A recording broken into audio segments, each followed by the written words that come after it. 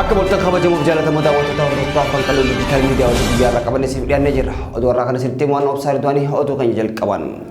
Konferensiin nagaa waldaa Zeebituu Inisaabet qophaa'ee magaalaa Hararitti galma Calonqottis gaggeeffamaa jira.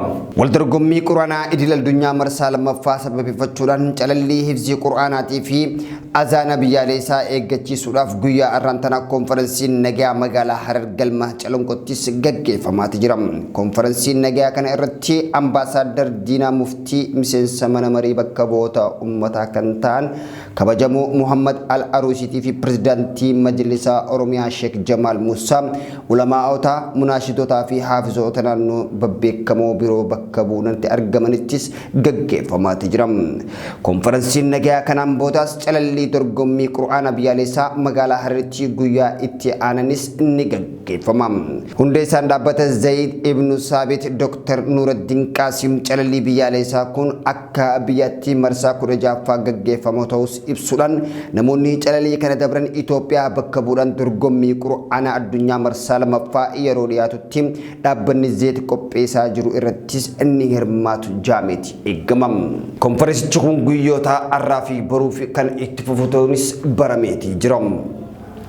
Tolega kabajamuuf jaalatamoo daawwattoota keenya oduu keenya itti aanutti yeroon isin tarkaanfachiisu adda bilisummaa Oromoo miseensa humna waraanaa ittisa raayyaa ittisa biyyaatiin Oromiyaa guyyoota garaagaraa keessattis rakkinaa fi akkasumas godinaalee Oromiyaa kutaalee garaagaraa keessatti rakkoo mirga dhiittaa namummaatii fi ajjeesaa jiraachuu isaatis komateeti jira.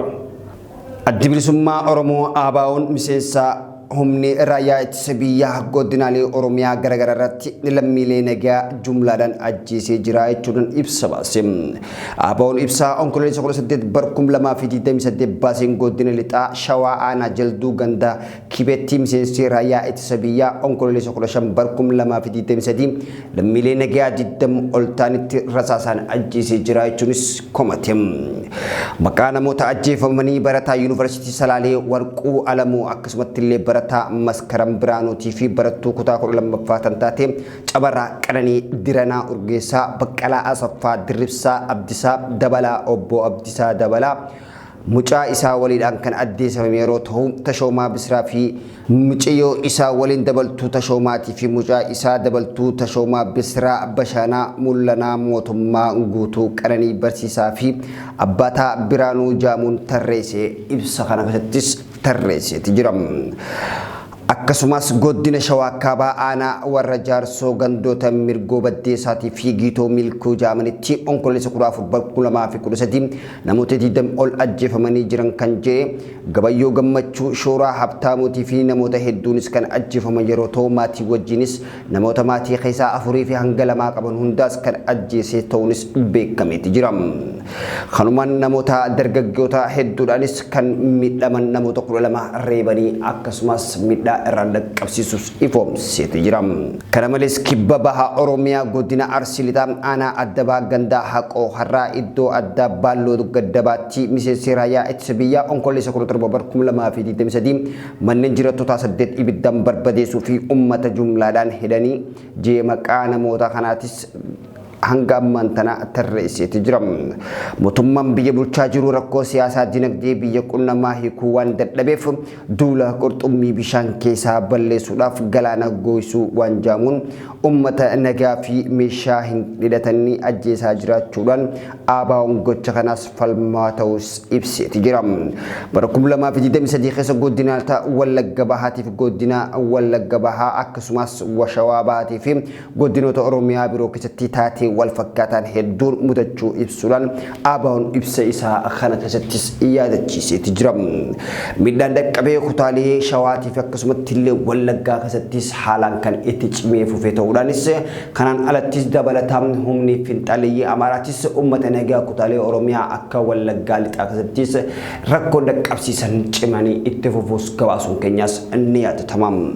Tolegaa daawwattoota keenya oduu keenya itti aanutti yeroon isin dabarsu hoggantoonni hojjettoota tajaajila lammummaatii fi immigireeshinii malaamaltummaadhaatii fi akkasumas hojmaata badaa shakkaman 42 ta'an to'atamuu isaaniitis dhaga'ameeti jira. Hooggantoonni fi hojjettoonni tajaajila lammummaa fi immigireeshinii malaamaltummaa fi hojmaata badaa shakkaman 42 to'atamuun ibsame.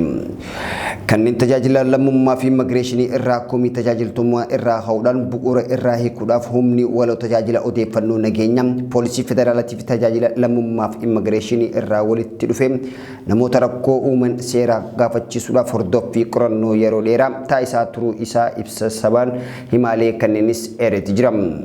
Kanaanis tajaajiltoonni sirna hojii idilee paasapoortii fi tajaajila biroo achi barbaadan gatii salphaa fi saffisaan argachuu osoo qabaniin hojmaata walxaxaa dheeraa fi akkasumas shakkamtoonni kunneen uummanni fayyadamtoonni dhamaatii ol aanaaf saaxilamuu bira darbuudhaan baasii hin taaneef miidhamaa jiraachuu isaatis himamaati jira.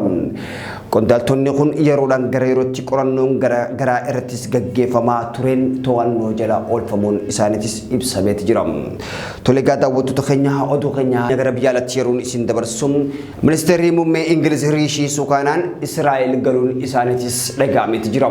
Yeroo waraanni Israa'elii fi Hamaas itti fufee jiru kanatti ministeerri muummee Ingiliz Riishaanaa Sukaanaan daawwannaaf Israa'el galan. Riishii Sukaanaa bira dhaabbannaa Israa'el agarsiisuudhaaf gara biyyattii akka imaltu gabaafame. Ministeerri muummee Israa'el Benjaamin Netanyaahuu fi pirezidaantiin biyyattii Isaac Herzog waliin ni mari'atamu jaamee akka eegamu ragaa waajjira ministeera muummee Israa'el irraa argame. Ragaan waajjira ministeera muummee Israa'el irraa argames ni ibsa jechuudhaan BBCnis gabaase. Riishii Sukaanaan turtii isaanii kanaan Israa'elitti gagaama dhaqqabeef akkasumas miidhaa dhaqqamee fi waraansa deemaa jiru kana irrattis mari'achuudhaaf kan jiran toonis ni eegama. Tolegaa daawwattoota keenya oduu keenya xumuratti yeroon isin tarkaanfachiisu taphataan kubbaa miilaa garee biyyaalessaa Misiriitiif akkasumatti illee Liverpool keessa taphachuun beekamu Mohamed Salah gocha Gaazaa irratti raawwatamaa jiru gocha gara jabummaadha jechuudhaanis balaaleffate.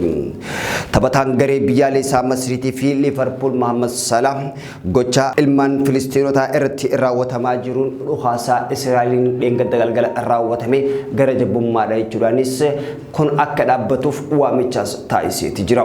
Samir Joote ammoo bal'ina kana akka itti qindeesse qabamu. Mohamed Salah jecha Gaazaa keessatti raawwatamaa jiru akka dhaabbatu gaafate. Taphataan sarara fuulduraa kilaba Liverpoolii fi lammii Masrii umrii ganna 31 Mohamed Salah ergaa toora marsariitiin Instagram dhuunfaa isaatti maxxanseen ajjeechaan lammiilee Gaazaa keessatti raawwachaa jiru akka dhaabbatuu fi tajaajilli Gaazaa addaan citee ture deebi'ee gargaarsi namoomaa hatattamaan lammiileedhaaf akka qaqqabu gaafateeti jira. Salah maxxansaa isaa kanaan haala akkanaa keessatti ta'anii haasa'uun rakkisaadha. Gochi gara jabummaadhaan guutamee fi laphee nama cabsu wayita raawwatamu arginee jirra jechuudhaan yaadasaa barreesseeti jira. Lubbuun dhala namaa haala suukanneessaa kanaan harka namaatti ajjeefamuu irra hin turre jechuudhaanis yaadasaa ni kaasa. Salah ergaa karaa toora fuula marsariitiin Instagram isaa hordoftoota miliyoona 62.7 qabu kan irratti maxxanse kanaan akka jeetti haalli Gaazaa keessatti deemaa jiru guyyaa guyyaan hammaachaa dhufuusaa ibseeti jira.